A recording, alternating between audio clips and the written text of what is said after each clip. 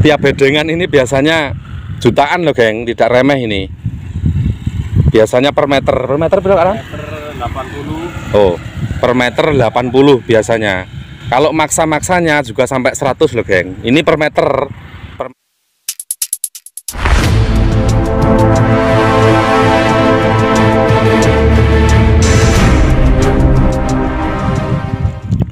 Assalamualaikum warahmatullahi wabarakatuh. Berjumpa lagi di channel Petani Muda Community. Di sini sudah agak redup sekali, sekitar 2 hari yang lalu. Bahkan sudah ada tempat-tempat yang mengalami gerimis. Mudah-mudahan dengan harapan di November bulan awal tanggal 3 ini cepat dikasih musim penghujan. Nah, tempat yang saya buat edukasi tanaman calon cabai ini sudah 12 hari dari saat kemarin menanam. Nyontek kilo. Dan Pak kono sana. Yo, iki ngadepno ya. Hai, enak iki. Baik ku malah sampe siap pitir kok. Rem yo. Iya, iki. Kedengan aku ngono. Itu ono udan untuk tadi mulai. Iya dong, Rek. Tapi kene iki bayu udan boleh motor. Ya. Iki lho seminggu kafe gede. Iya, nek dijumpai mana lagi. Sakra. Sakra sedaya nggih. Nggih.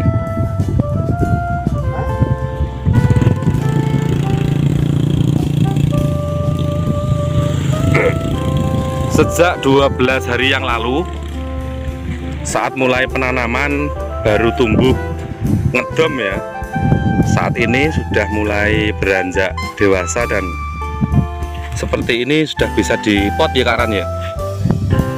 Sampai seperti ini bisa dipot. Pot malah pabrik. Hal seperti ini kalau media sosial YouTube sudah hal yang biasa, namun mempunyai sisi kelebihan kalau orang-orang setempat dikarenakan tanahnya ini tak ada hujan.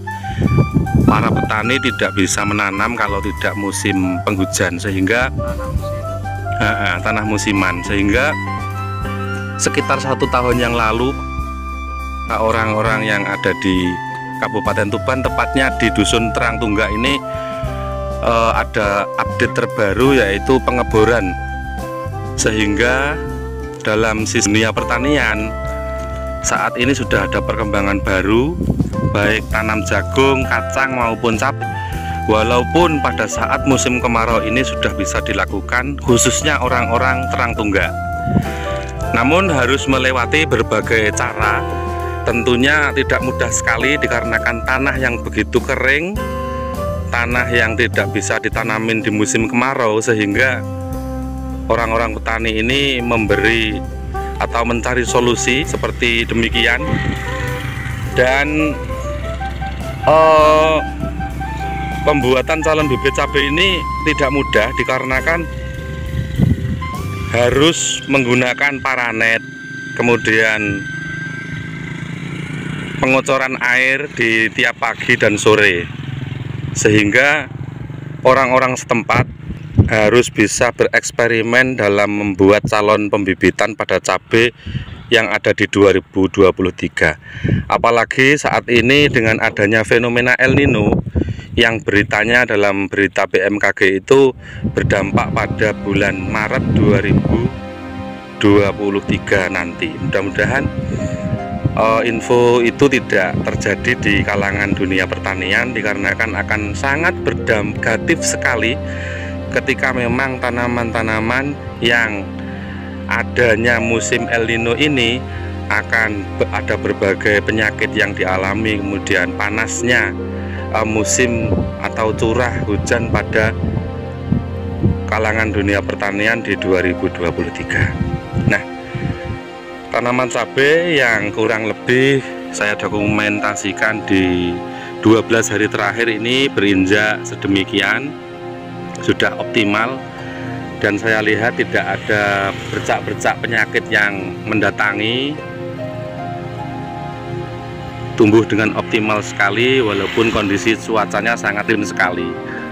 Nah, ini dengan harapan nanti, karena biasanya saat ini sudah datang Pak Ran ya, biasanya sudah hampir 3 mingguan itu sudah tanam jagung maupun kacang dan cabai. Namun saat ini bisa dikatakan terlambat dan menit ini para petani, karena kalau misalkan ditanam itu ya juga bahaya, dikarenakan belum tahu prediksi daripada cuaca, dikarenakan nanti ketika ditanam malah belum jadi musim penghujannya, alias masih tahapan musim kemarau. Namun tidak ada salahnya ketika mempersiapkan calon bibit cabai ini untuk nantinya ditanam.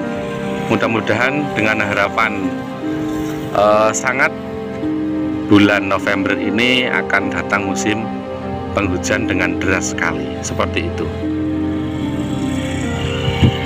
Nah, kondisinya selesai dikocor pakai air ini. Iki banyune ngusungi Kak Ran. Iya. Iya nang bawa nopo Mak. Iki ono 10 meter ya? Ono. Iya. Pitung meter ya. Genane wis tak video mari. Sekitar panjang 7 meter, geng. Kali 1 meter lebih lah.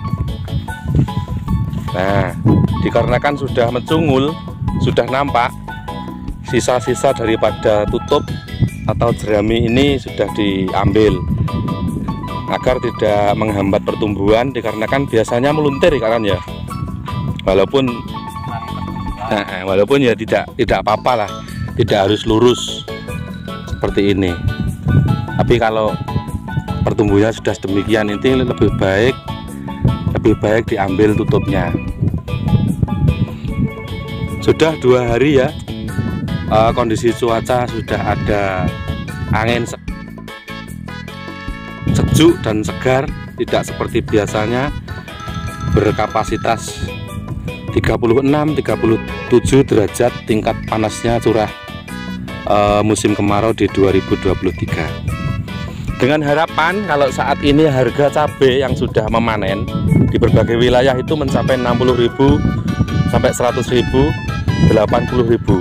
Namun kalau biasanya kalau orang setempat ini dapat harga yang lumayan itu hanya beberapa waktu sekejap saja. Ya mudah-mudahan di 2023 para petani khususnya di Kabupaten Tuban bisa menanam cabai ini dengan optimal, yang pastinya dengan harapan harga cabai ini juga maksimal sekali, sehingga perekonomian para petani yang ada di Kabupaten Tuban di Indonesia bisa terangkat dengan baik. Dan harapan kami sebagai orang kecil, petani kecil, tidak hanya dipandang sebelah mata, namun ketika kita mulai memanen baik jagung, kacang maupun cabai, itu harganya tidak rendah. Ya minimal per kilo itu 50.000. Seperti itu, dikarenakan hal seperti ini kelihatannya remeh, tidak membuat calon bibit bedengan cabai. Namun kalau orang-orang desa Walran itu kalau yang tidak punya itu beli Kak Ran ya. Beli, dan setiap bedengan ini biasanya jutaan loh geng, tidak remeh ini. Biasanya per meter berapa kan? 80. Oh, per meter 80 biasanya. Kalau maksa-maksanya juga sampai 100 loh geng. Ini per meter dari sini sampai sini misalnya. Nah, ini kalau 10 meter atau 7 meter ini ya tinggal ngalikan 80 kali 7. Atau 100.000 dikali 7 kan 700 ini satu bedengan.